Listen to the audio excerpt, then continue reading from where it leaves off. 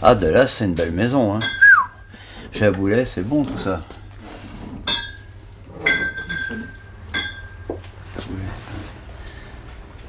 2005, c'est une belle année, ça. Hein. C'est pour 2005. Ah bah logiquement, c'est une année exceptionnelle. Hein. Logiquement. Très Celui qui a bien fait son boulot, il n'y a pas de secret. Hein. Absolument. Parce que moi, j'ai un ami, hein, ça fait 25 ans que je le connais, il a dit, même dans les mauvaises années, un bon viticulteur fait une bonne bouteille.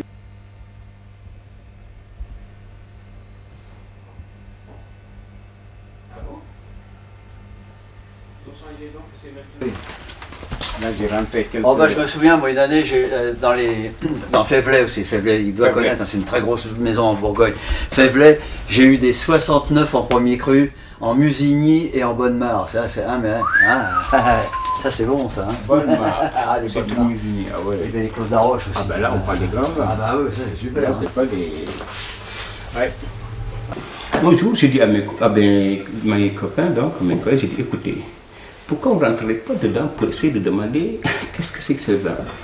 Bon, ils m'ont dit, mais écoute, bon, on ne boit pas, bon, on est assez jeune, donc est-ce que le gars, il ne va pas nous jeter? Je dis, mais écoutez, on va demander. Ils m'ont dit, mais pourquoi tu me demandes? Je dis, parce que je veux comprendre, je veux savoir comment est fait le vin. Et quelle sensation que ça donne, parce qu'il y a tellement de gens que je vois qui rentrent dans les boutiques. Voilà, je vais vous dire, honnêtement, c'est la curiosité qui m'a poussé. Et lorsqu'on est rentré la première fois, alors, j'ai posé la question au caviste. Je dis, mais écoutez, excusez-moi de vous déranger, monsieur, mais je voudrais bien que vous m'expliquiez pourquoi il y a autant de personnes qui rentrent dans votre boutique et qui achètent des bouteilles de vin. Qu'est-ce que c'est que ça? Qu'est-ce que c'est qu'on produit? Alors là, c'est là qu'il m'a dit, c'est du vin, donc le vin, bon, ça vient des vignes, etc., etc. Bon, il m'a donné les grandes bases. Il n'a pas rentré dans le fond, bien sûr. Je sais que ce n'était pas peut-être dans ses cordes, non. Il m'a dit, vous voyez, chaque famille en général, ils boivent du vin midi et soir. J'ai dit, mais qu'est-ce que ça donne? Pourquoi les gens l'achètent? Ils peuvent boire de l'eau. Pourquoi ils boivent de l'eau? Pourquoi ne pas boire de l'eau? Il m'a dit, c'est très différent. Parce que les vins les donnent une certaine sensation, un plaisir. Voilà. Le vin, c'est un plaisir. Que ce soit un petit vin ou un grand vin. Quand ils viennent, ils nous disent, voilà, on nous envoie des cartes, il faut venir, on va déguster des vins, etc. Alors là, aujourd'hui, le ministre nous dit, oui, mais non, vous ne serez pas concernés. C'est juste, par exemple, pour éviter que les jeunes ne se saoulent pas, oui, etc. Les jeunes ne se saoulent pas au Bordeaux. Et en plus, sur les campagnes, ils mettaient bien une bouteille de Bordeaux, comme si mais les bien jeunes achetaient du vin. C'est pour, pas les jeunes qui sont visés, c'est mais nous oui, qui sommes visés. C'est- Et ça, je vais vous dire honnêtement, dès que ça rentre en vigueur, c'est plus la peine. Là, je vais vous dire, non seulement les bars à vin, Dieu sait qu'il y en a, ils vont pratiquement presque tous faire. Bah oui, c'est une catastrophe. Ce serait même une catastrophe. Mais de toute façon, je vais vous dire honnêtement, connaissant le lobby les Bordelais, celui-là ne passera pas. Bah ouais. De toute façon, moi, je ne m'inquiète pas. Hein. Mais par contre, si ça passait, ce serait la catastrophe. Pourquoi interdire maintenant les dégustations? Mais il n'y a qu'à travers les dégustations qu'on puisse faire connaître ces produits. Si aujourd'hui, on les interdit quand même, ce moyen de communication, parce que c'est un moyen de communication, Oui, c'est ça. on les interdit, cette petite moyen de communication qui dispose, qu'est-ce qui les reste? La télé, c'est interdit de faire de la publicité de l'alcool maintenant, depuis. Il n'y a plus de moyens de communiquer. Le salaire est assez motivant et puis les conditions de travail, par contre, ce n'est pas un travail difficile. Non. Parce qu'une fois que vous êtes livré, vous faites ce qu'on appelle une mise en place. Tenir une boutique, il faut qu'il soit toujours correct. Je ne sais pas si vous avez remarqué. Surtout, ce genre de métier, par contre, c'est d'être très pointu. Il faut être un petit peu, moi je suis un petit peu moyen, il ne faut pas laisser un trou. Parce que moi, c'est une boutique qu'il faut laisser toujours, il faut qu'il soit toujours plein.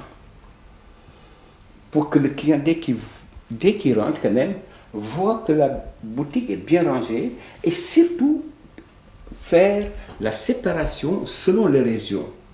Parce qu'un client qui rentre aussi, qui vous dit voilà, je veux tel vin. C'est pour ça qu'une boutique doit toujours ranger. Vous mettez vos vins de table, les vins de Loire, les Côtes d'Irône, les Bourgognes, les Bordeaux, les alcools, etc. Il faut tout ranger au fur et à mesure. Qu'un client qui rentre, qui vous dit voilà, je veux tel vin, Vous lui dites, voilà, vous venez avec moi, voilà les bains. Parce que c'est un métier, il ne faut jamais mélanger tous les bains. Il faut vraiment une organisation. Voilà. Tu veux un grand sac plutôt qu'un petit? Tu veux prendre un grand sac? Ouais, vas-y. Faut mettre 3 bouteilles? Ouais, vas-y. D'accord. Je vais le mettre celui-là.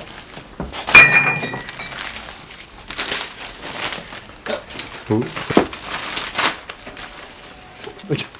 Elle a peur de rentrer.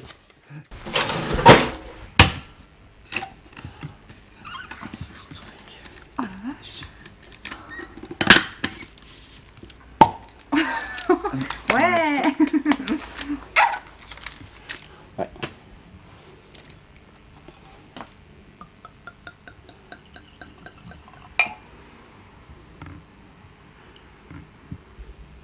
L'honneur aux dames. Merci. Donc regardez bien. Regardez bien donc. Regardez bien le verre. Regardez le vin comment il est. On dirait que ça pétille légèrement. Hein? Des petites bulles. Ouais, les petites bulles. C'est un vin très jeune. Vous voyez, hein? Vous voyez la jeunesse? Vous voyez comme ça. Et plus il est Ouais. vieux et plus il est... Il est très transparent d'ailleurs. Vous voyez? Il a une robe très transparente. Vous voyez? Là, on est dans les rouges clairs. Vous voyez? Ça se voit que c'est un vin très jeune. Quand je dis un vin jeune, ça doit être un vin de 2006-2007. Vous voyez? Ouais. Là, on sent la framboise qui est bien présente, ainsi que tous les, vous voyez, les fruits mûrs, framboises, cassis, Oui, bien. c'est vrai que ça donne envie. Ah, c'est très présent d'ailleurs, vous voyez, sentez-le bien. Voilà, toute une complicité de fruits.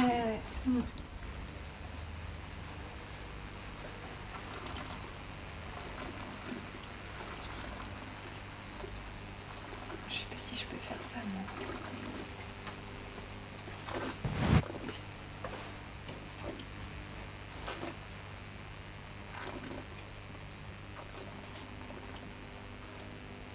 Il faut dire la vérité. Parce que moi, ça fait plus de 20 ans que je le fais. Donc là, je crois que maintenant, je connais tous les rouages de ce métier.